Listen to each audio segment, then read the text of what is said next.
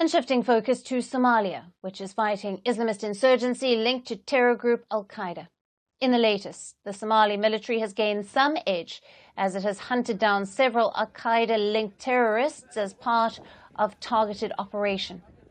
The Somali army has killed at least 30 Al-Shabab terrorists and injured 40 others in the Galmudug state. The crackdown was a part of coordinated military operation, which was undertaken by the Somali army and the Galmudug state forces and pro-government local clan militias. The operation was conducted after the army received intelligence regarding Al-Shabaab terrorists' operations in the region.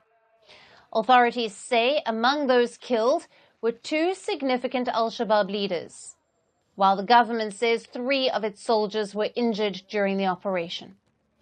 This military action follows 2 days after a suicide bomber detonated an explosive-laden vest outside a crowded cafe near the police academy in the capital Mogadishu.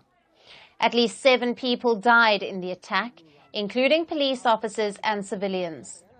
The attack was claimed by Al-Qaeda affiliate Al-Shabab, which has waged an insurgency in Somalia for 18 years.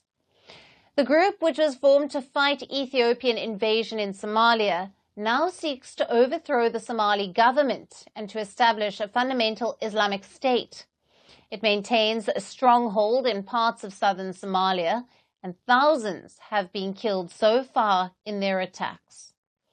In August this year, the group targeted a popular beach in the capital, which resulted in 37 deaths.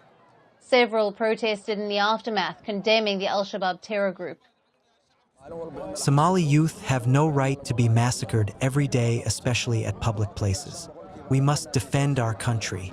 Somali youth make up 70% of the population. You know that we have no other place to flee. We must stay and defend ourselves in our country.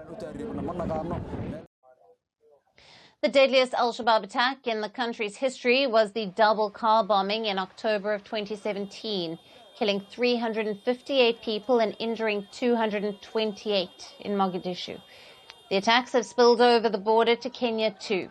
The Somali government has heavily relied on foreign troops to fight Al-Shabaab and to stay in power. Over the years, several regional and international partners have assisted the Somali government in spearheading the counterinsurgency efforts and rebuilding its security forces.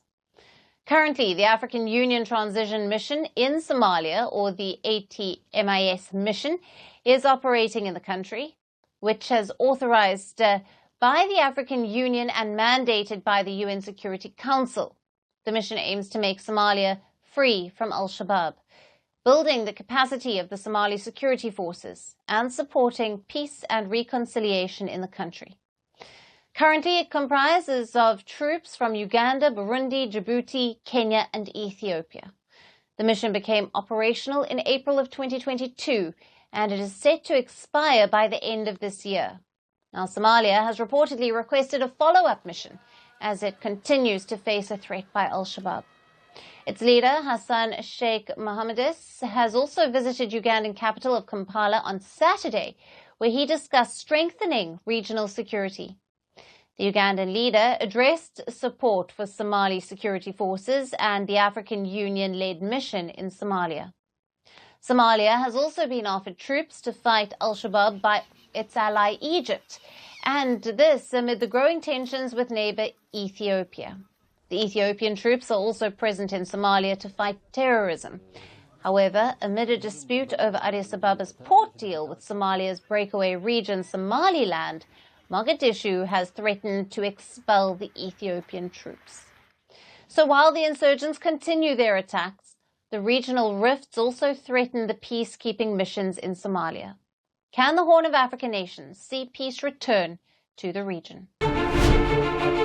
Firstpost decodes the U.S. election, explains how America chooses its president, your primer on the race to the White House, everything you need to know about how America votes and its global implications. U.S. Election Explained, every Monday and Thursday only on Firstpost.